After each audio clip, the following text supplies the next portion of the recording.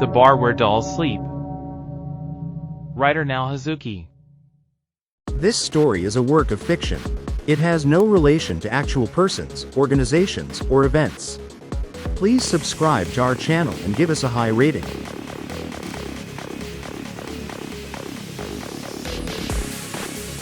Haruto Misawa. A 38-year-old private detective living in Tokyo. He is gentlemanly and handsome, but he has a tendency to exaggerate, often considering himself a great detective. Ayumi Misawa. A 26-year-old rookie detective assigned to the 1st Division of the Criminal Affairs Department at the Nishi Shibuya Police Station. Despite being a petite woman, she holds a 6th Dan black belt in karate and a 3rd Dan in judo. Kengo Kosaka. A 45-year-old victim. He is a business owner running multiple tutoring schools in Tokyo. Mitsuo Kanzaki. 58-year-old suspect. He is the branch manager of the Nishi Shibuya branch of Arai Tokyo Bank. Masuzu Yoshida. A 38-year-old suspect. She is the owner of the snack bar, Masuzu, and was in a relationship with Kengo until 3 years ago. Kyoka Tashiro.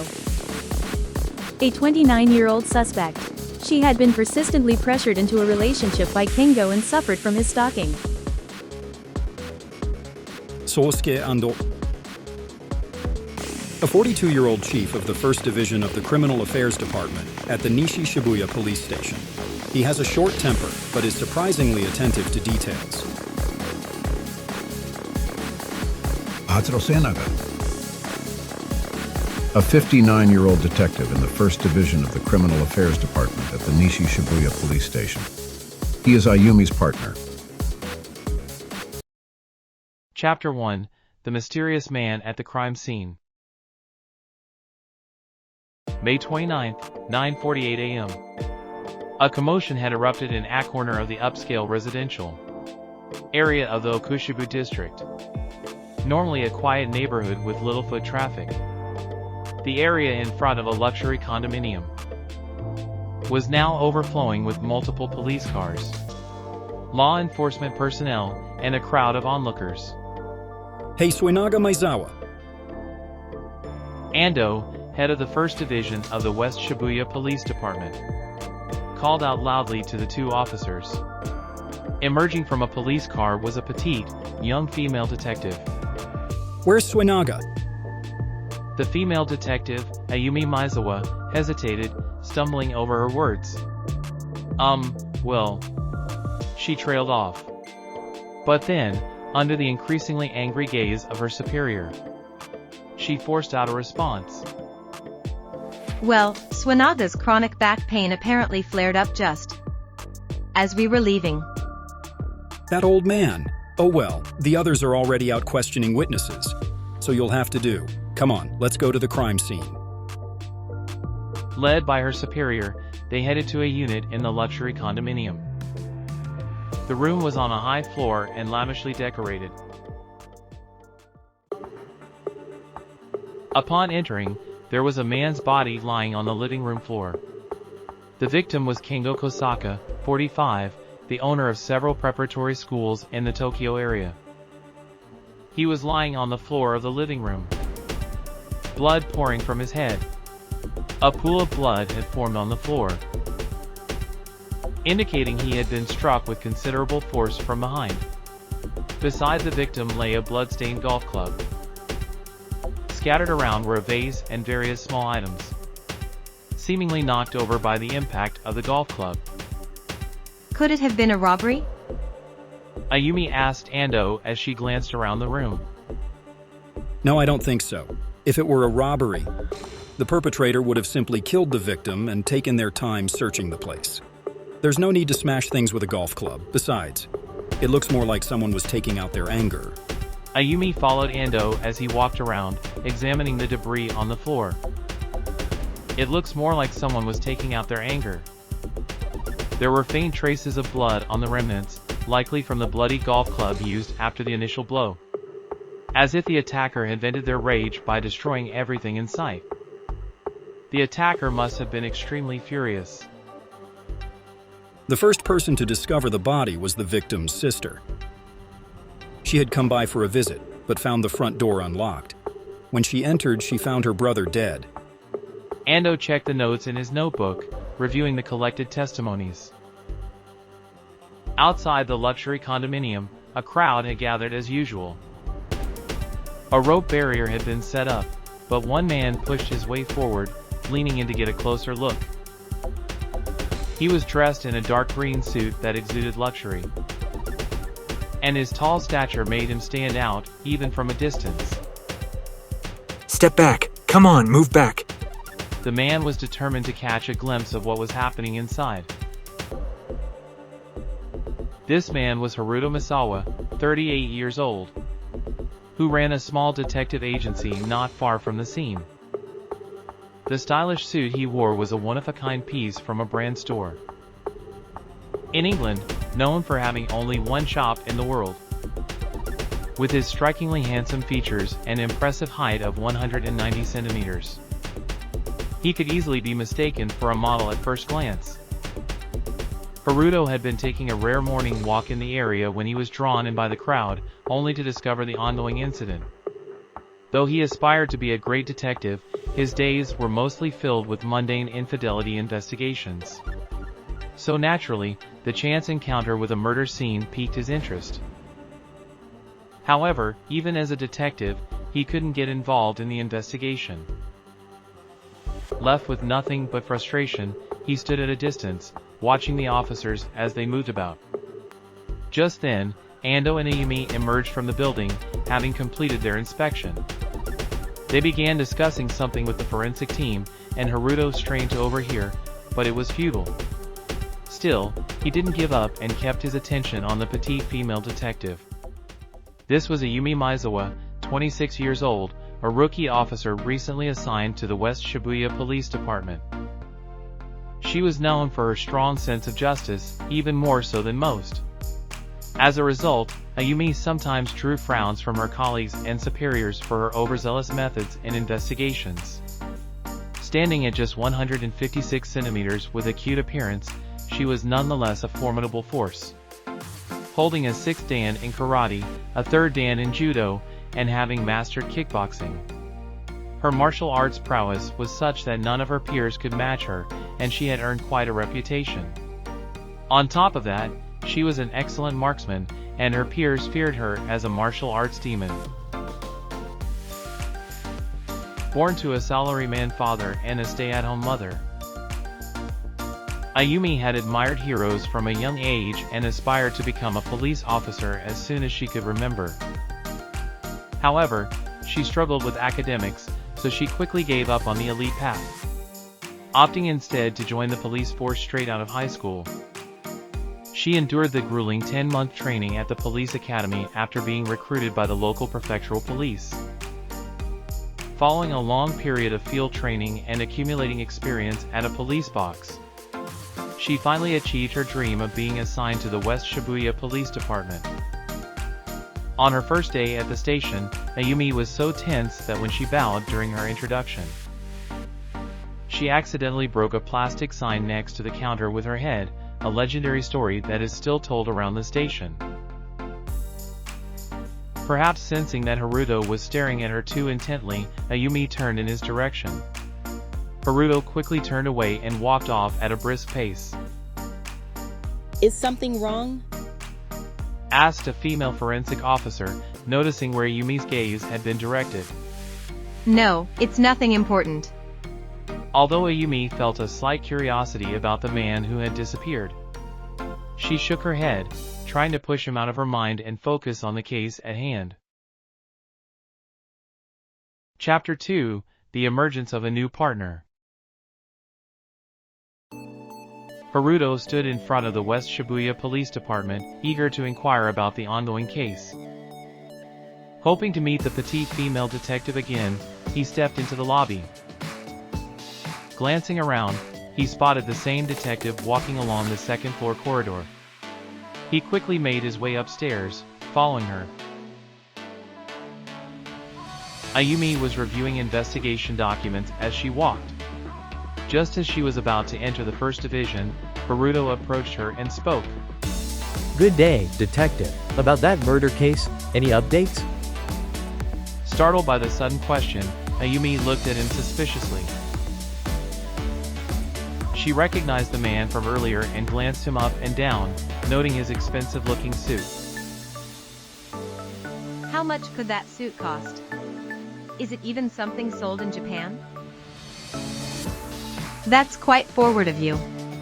This is the detective division. What business do you have here? Ayumi glared at him. Haruto dodged her gaze and, with a smile, handed her his business card.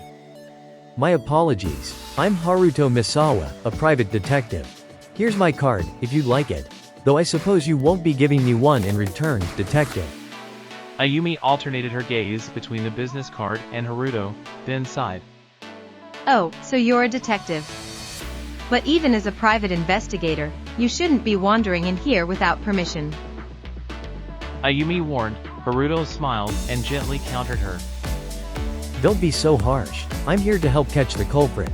Besides, you're not exactly in your colleagues' or superiors' good graces, are you?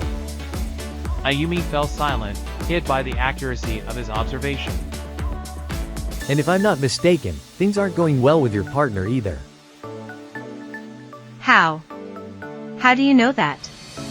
It's true that my partner and I aren't getting along, but why do I have to hear that from you? Ayumi's face flushed with anger as she raised her voice. Haruto looked down at her with a sympathetic expression. It's easy to tell just by observing the way others look at you and how you carry yourself. Ayumi wanted to completely dismiss the suspicious man in front of her, but her instincts told her that Haruto was a capable detective.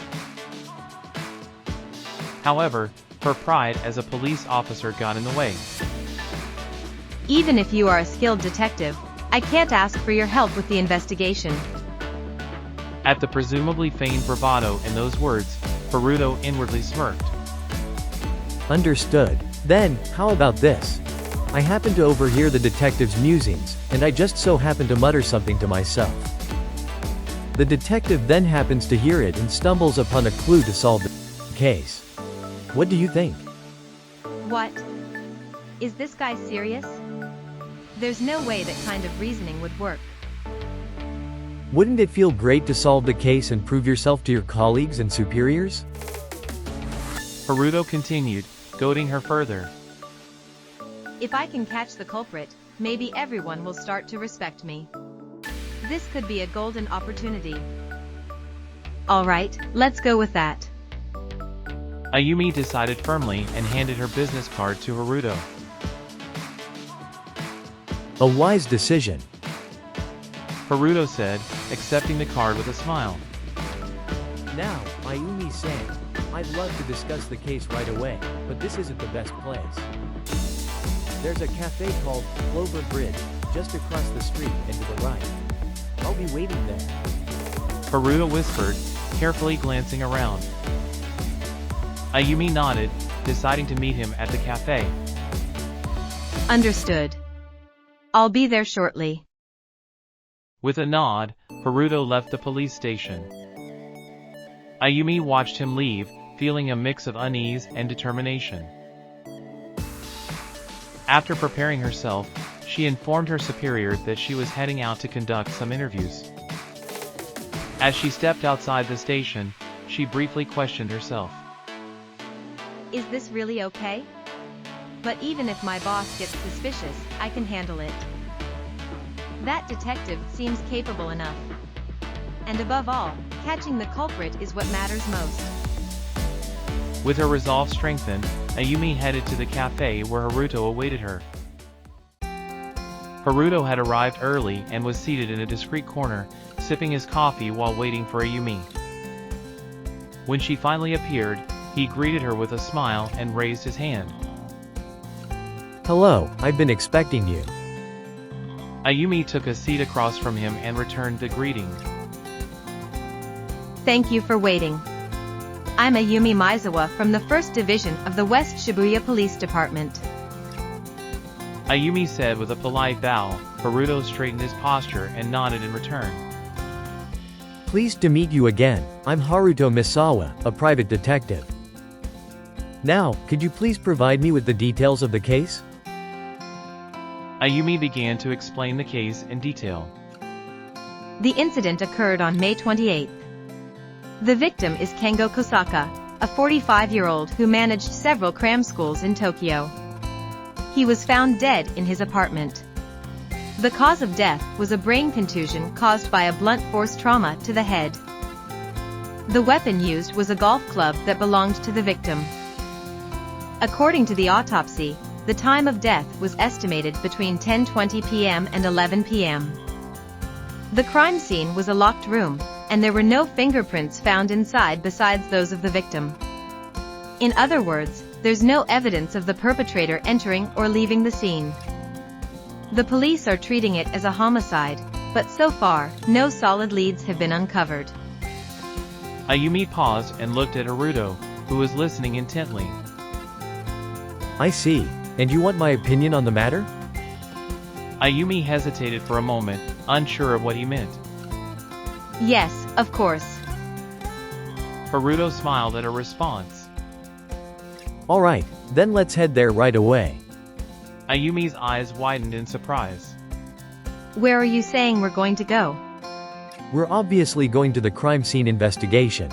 Ayumi closes her mouth in confusion. However, Haruto stares at her with an expression that suggests this is completely natural. Is there a problem? There shouldn't be. You're a detective, right? So if I go with you, I should be able to enter the crime scene. Wah, just because of that, letting a civilian onto the crime scene would cause serious problems. Depending on the situation, getting scolded by my superior would be the least of my worries. As Ayumi grew excited, Haruto made a calming gesture with both hands, his expression gentle. Please calm down. I have no intention of causing any trouble for Ayumi-san. I can't go in alone anyway, and I'm only here to observe the interior as your companion. I'll strictly remain in a supporting role, just following behind you. Haruto emphasized the word look as he tried to persuade Ayumi. And besides, there might be things you wouldn't notice on your own. My insight could be the key to solving the case, you know? He continued to push his point. That's true, but if someone finds out, I'll be in deep trouble. Still hesitating, Ayumi heard Haruto speak again, this time brimming with confidence. Well, just think of it as being on a safe ship. After all, I'm a great detective. Ayumi raised an eyebrow at his words. Who calls themselves a great detective? Is this guy stupid or something?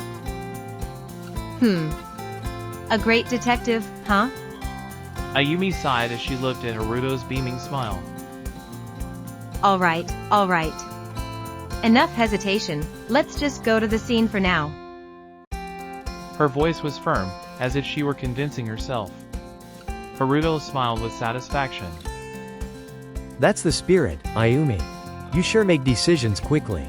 Now, let's go. As Haruto started walking, Ayumi hurried after him. Wait a minute. I'll call a taxi. Haruto turned around and waved her over.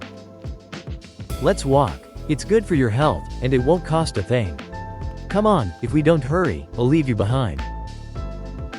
Despite herself, Ayumi couldn't help but smile at his suggestion.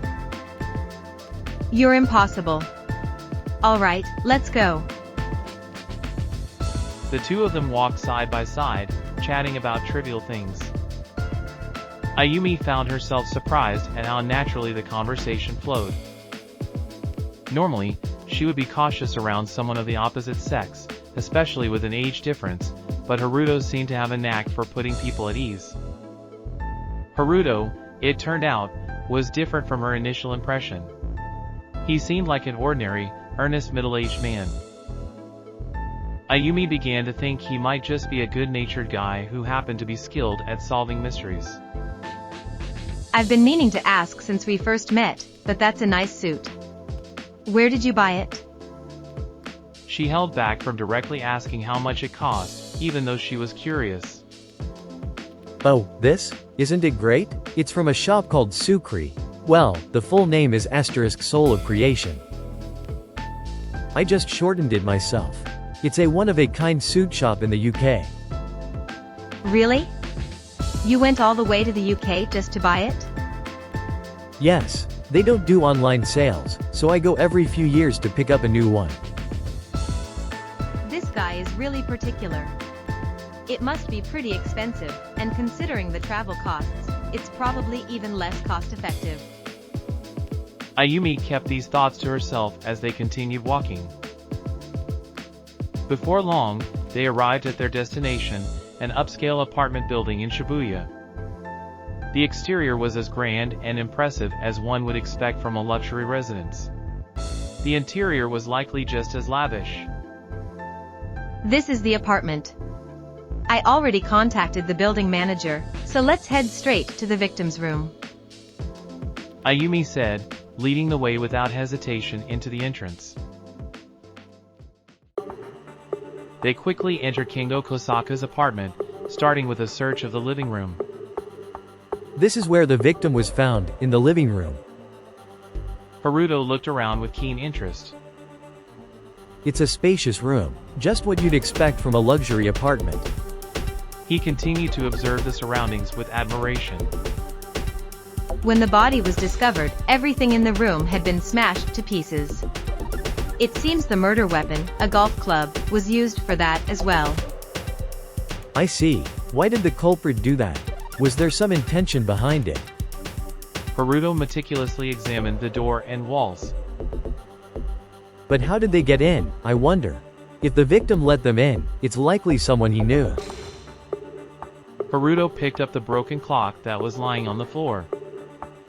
If they were trying to make it look like a robbery, I can't understand why they would smash things around like this. Even if they were to mess things up a bit, it wouldn't be to this extent.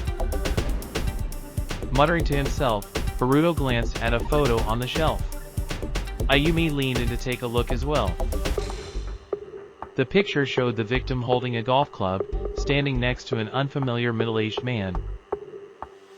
This looks like a photo taken during a round of golf. Could this man be a golfing buddy?